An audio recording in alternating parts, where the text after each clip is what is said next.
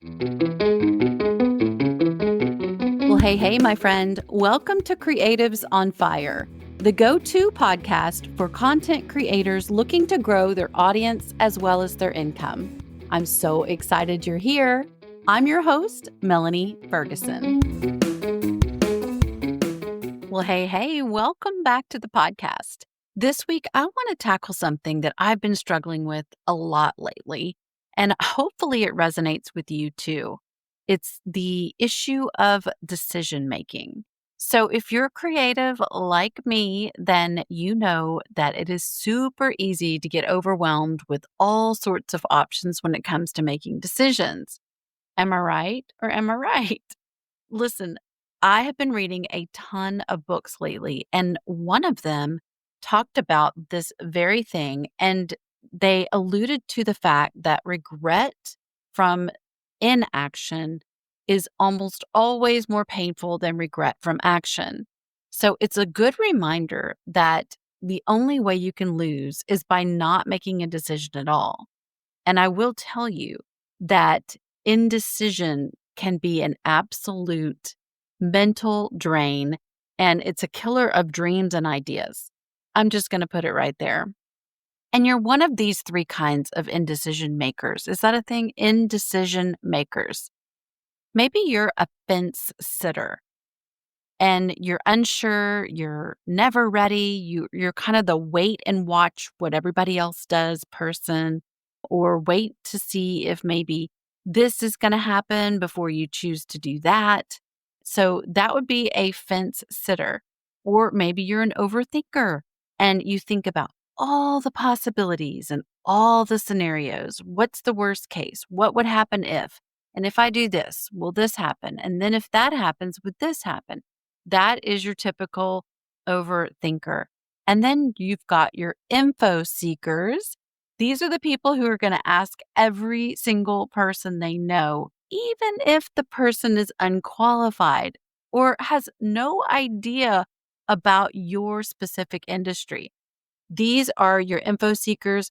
And maybe you are like me and you're a combination of all three.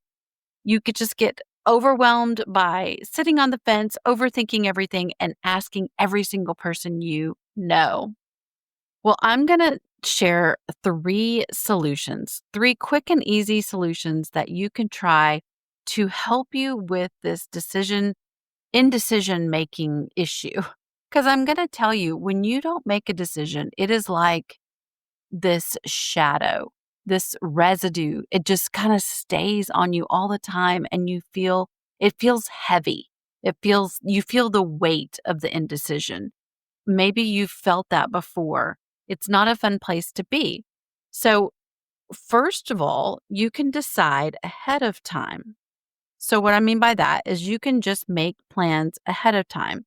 You can set up key pillars in your business so that when you're confronted by all those shiny objects, the decision is super easy because it was made ahead of time. It's kind of like when you are on a diet and you decide ahead of time what you're going to have for your meals that week. So it's basically meal planning. You're planning ahead of time what you're going to eat. And that way, when dinner time comes and all the pressure of the day falls on your shoulders and it's now time to decide what to eat, you don't have to worry. The decision has already been made. It was made from a place of calmness.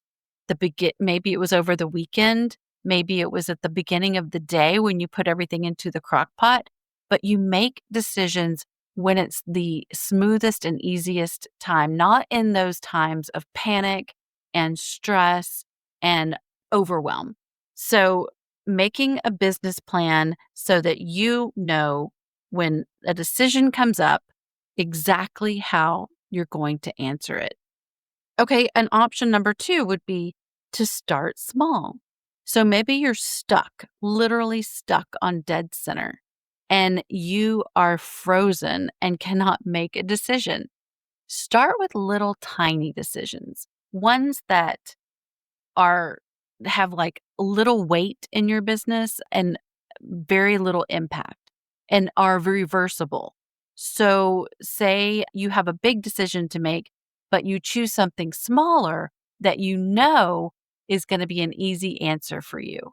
And once you get that under your belt and you know that you can confidently go and answer yes or no, or I'm going to do this or I'm not going to do this to that smaller thing, because either it has less of an impact if it's the incorrect decision, or maybe it has less of a it can be reversed, like you choose this, but you can always cancel it or you can always take it back. Get a few of these under your belt. That will build up your decision-making confidence, and you will be well on your way to stair-stepping up to whatever the big decision is that you need to make. The third idea for getting over this indecision making issue is to do the old fashioned list of pros and cons, go through them, and a process of elimination. So, going through with each choice that you have with that little graph that has the pros on one side, the cons on the other, and painfully going through each and every step and just going with the one with the most pros and the least cons. That is an elementary way to do it. But I'm going to tell you an even easier way to make a decision, which is the way that I recently did this week myself. And I'm going to call it the pick method. Yes, pick, like just pick something, make a decision already. So pick as in PICK, put in cup and kneel. So it's kind of, y'all, I'm weird about the alliterations and the acrostics and all the things. So put it in a cup. I had 4 things to choose from and I could not make a decision. So I wrote each choice down on a little piece of paper, folded it up really tiny, put it in a cup, and kneel. So then I prayed over the cup and I shook the cup up, picked one. I just picked one. And then I literally prayed over it again before I opened it because I wanted to make sure that, like, it's the one. And so I opened it and I was super elated. I felt this huge weight lift off my shoulders. The decision was made. It was that simple, and it can be that simple for you. So, if you are a fence sitter or an overthinker or an info seeker and you have a tough time making decisions, maybe one of these 3 is good for you to just decide ahead of time, start small, or do a pros and cons list, or maybe, just maybe, you need to just pick something.